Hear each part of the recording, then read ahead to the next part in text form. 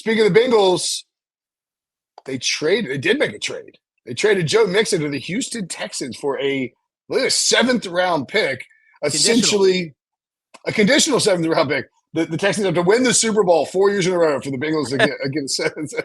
No, that's not really a condition, but they were going to cut Joe Mixon. And Breach, you take it away. You talk about this thing. Yeah, here's what I think about this one is that if you're the Bengals, this is great because you were going to cut him and get nothing, and now you trade him and you get the 7th-round pick. We don't know what the conditions are. Maybe this can move up to a 6th or 5th-round pick and we don't know if Mixon has a huge year in Houston. Yeah. So if you're the Bengals, you save this money no matter what. I think it was $6.1 million, and now you get a draft pick, and then you just flip that $6 million to sign Zach Moss, basically, who got the 2-year, $8 million contract. And for the Texans, look, they let Devin Singletary walk in free agent. They weren't thrilled with what he was doing. I think that Mixon can be a good fit in this offense. But the thing is, it's not like you just signed him to a long-term deal. You gave up a 7th-round pick to have Mixon for 1 year. If he crushes it in the offense, you sign him to a long-term deal. If he does not crush it, he doesn't play well in the offense, he's not a good fit, then you say, all right, bye-bye, man. Go find a new team next year. That's exactly what I was going to say. Low risk, high reward.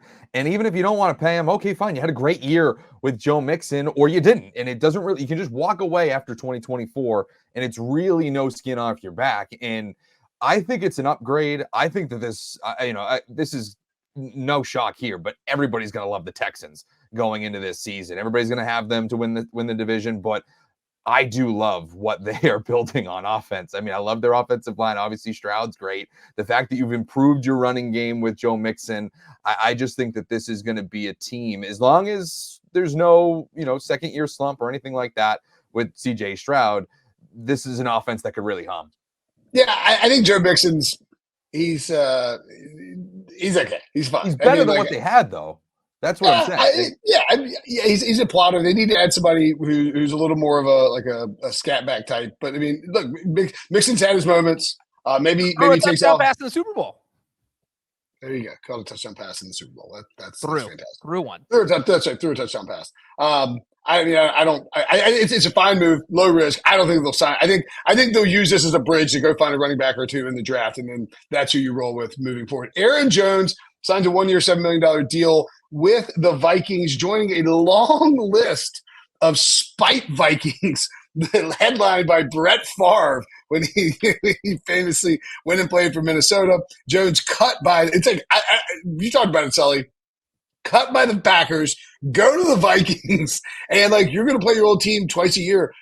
I will tell you right now, and I don't know that the other pieces will click that week when I'm doing my DFS, but you better believe I will be playing Aaron Jones against the Packers when he plays both weeks when he plays them in the regular season next year, because I think this is a prime blow up. Aaron Jones always lit up the Cowboys, and now he's going to light up the Packers. Not only DFS, but you find his 100+ rushing yards or his 100+ total scrimmage yards, and you just hammer that. To me, that is an easy all-day bet, set and forget it. I'm doing that every single time, and I just love the spite factor with all of this.